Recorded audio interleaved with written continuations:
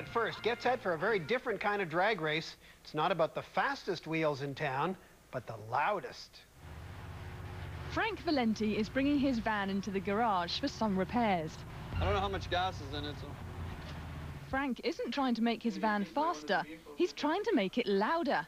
In fact, he's trying to build the loudest car stereo in the world. I like to produce at least 171 decibels today. The heart of this van isn't under the hood, it's in the back. 24 batteries powering 11 amplifiers, driving 4 massive speakers. There were 5 speakers when he tested the system last night. 1 didn't survive. Yeah, that's pretty bad. Frank blows a lot of speakers. Not surprising, given what he's putting them through. Your home stereo is probably in the 100-watt range. Frank's car stereo is in the 24,000-watt range. That's dance club range, rock concert range. Pack that kind of power into a small cube van, and you get a stereo that packs a punch strong enough to kill you, literally stop your heart. Can you give me a knife, Lou? But generating that kind of volume takes more than hardware. It also takes time, money, and smarts. It relies a lot on the construction of speakers and amplifiers and batteries. Like, everything down the line has to be pretty much bulletproof.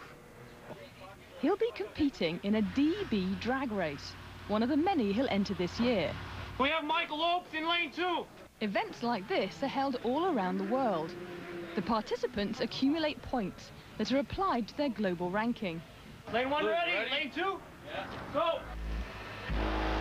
Success here isn't measured in miles per hour, but in decibels. We have a 151.4 and a 146.9. One by one, contestants pull up to the line. Judges attach a microphone to their windshields. That microphone is connected to a computer that records the sound pressure or volume inside the vehicle. Every decibel counts in this contest, but adding decibels isn't just a matter of adding more amplifiers. An increase of a single decibel requires about 10 more amplifiers, and those 10 amps need another 40 batteries for power. Instead, these DB drag racers have come up with other ways to squeeze volume out of their stereo. Some line their vehicles with concrete to keep the sound waves inside the vehicle. Glass windshields are replaced with 1-inch thick plexiglass. The interiors of these vehicles are designed to direct as much sound as possible right at the microphone up front. And then there's one last trick of getting sound to the microphone. You literally hold it in.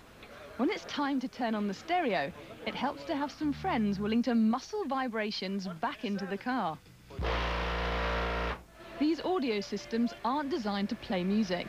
They're made to blast out a 1-second burst of tone.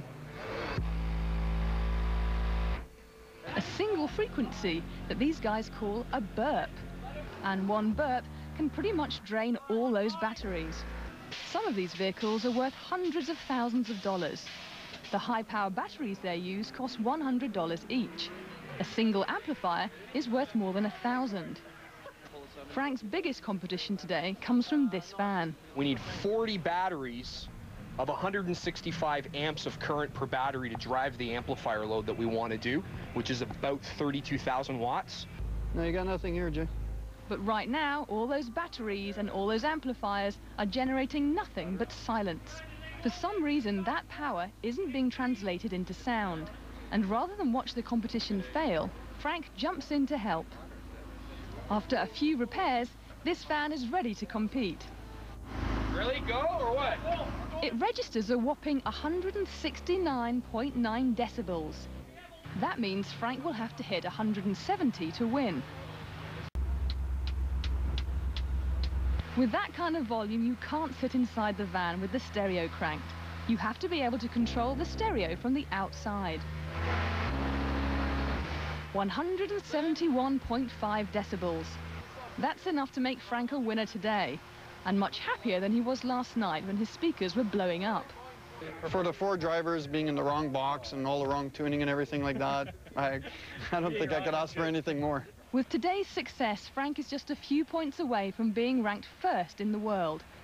But it will take more late nights, more blown speakers, and some ear-splitting tests to get there. Because in DB drag racing, you don't become number 1 without making a bit of noise. Pretty crazy hobby, AJ.